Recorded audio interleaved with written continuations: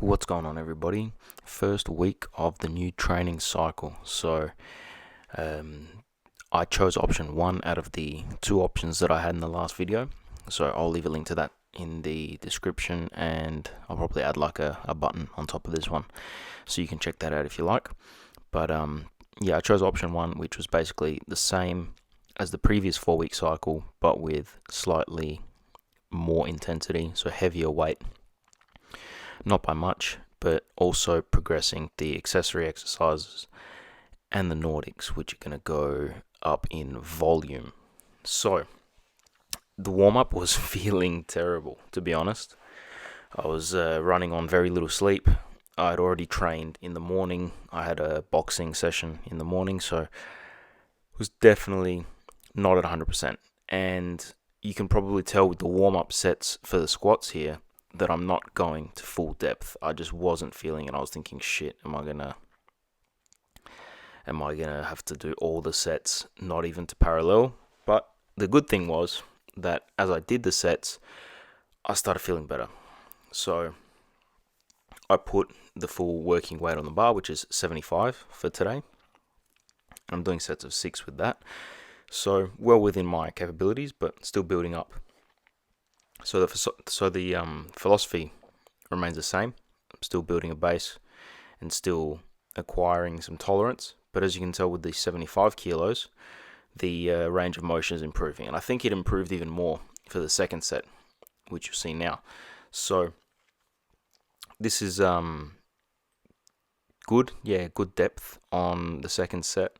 Maybe could go a little bit deeper, if I'm being honest. But the fact that I wasn't 100%, I'll take that. And it was good to get back after a deload week. Sometimes the deload weeks don't really feel like deload weeks, depending on what else you do. The other thing is, if you have a deload and you don't recover properly, or you have other commitments that take away from your training, the deload doesn't actually have the desired effect. Like, I was expecting to come in absolutely feeling like $1 million and smash the session, but it wasn't to be. And not only that, because of my extra commitments, I had to move the session 1 day later. So I was doing it on a Monday instead of a Sunday, which it is what it is. But I've also changed around which day I'm doing which workout. So the workout with the double leg squats, as you're watching now, I'll be doing on Sundays, and the workout with the split squats, the single leg RDLs, I'm going to do that on Wednesdays. So I'll see how that goes, how that fits in with the other training sessions with soreness and all of that. Shouldn't be a problem, but we'll see. But yeah, the next session will be in a public gym for the single leg lifts, and hopefully from that it doesn't throw me too much out of whack.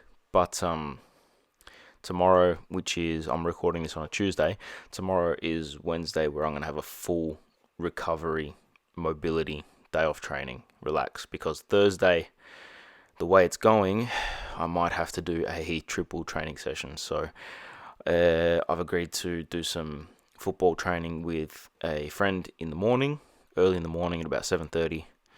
I have running with my athletics group at about 4:30, but luckily the running session should also be a deload session because of the way the coach has programmed it. So I should be okay to do the single leg work in the evening or late at night. It'll probably be 7:30, 4:30, and then, I don't know, maybe 10, 11 o'clock for the weight session. See how I go. I might even have to have a nap in the middle of the day, to be honest. But yeah, the RDLs felt pretty good. My lower back felt really good, actually. I had some back issues before, when you saw in one of the previous videos. I had to wear a belt for one of the sets, but that problem didn't come back this time, which is good.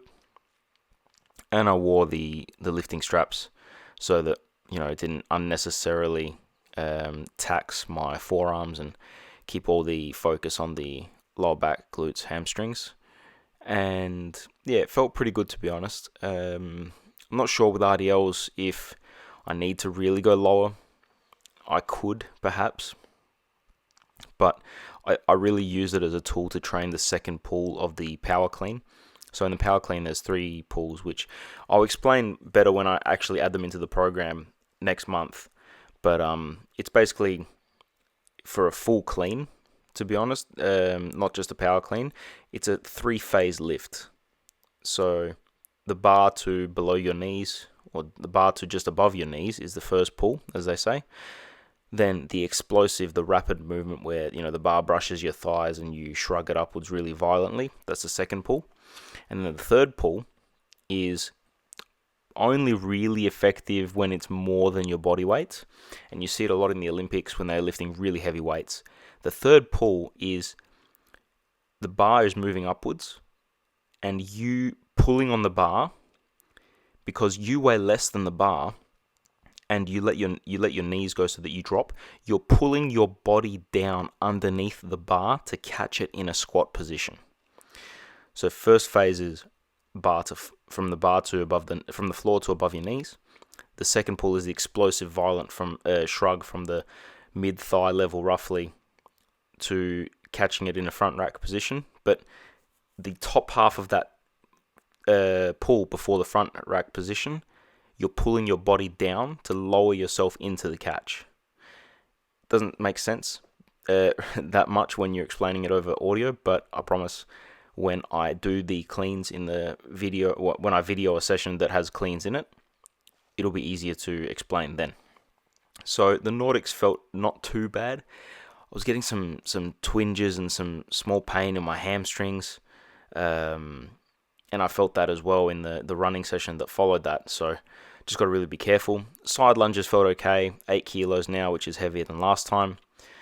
Not really much to report on that, but I think that I'm going to have to spend some time the next time I do the side lunges, just taking my time with it and getting into a lower, more stretched position, because I want to also increase the range of motion and use it as a loaded stretch, which is something that I'm experimenting with these days to see if it helps my range of motion, loaded stretching. I might even video some mobility stuff. We'll see how that goes. The ab wheel rollouts felt good. I just wanted to get 3 sets of 8 before, and I'll do another 3 sets of 8 next week. But on those, I'm going to progress the intensity. So I'm probably going to wear a weighted vest or add some weight in another way, just to increase the intensity of those and see how that is. So I might want to do sets of 6, even though I'm doing sets of 8 now. I might not even get 6 reps with a weighted vest. I'm not sure. It might be too intense. So just want to find a middle ground between the kneeling ab wheel rollouts that I'm doing now and the standing ones.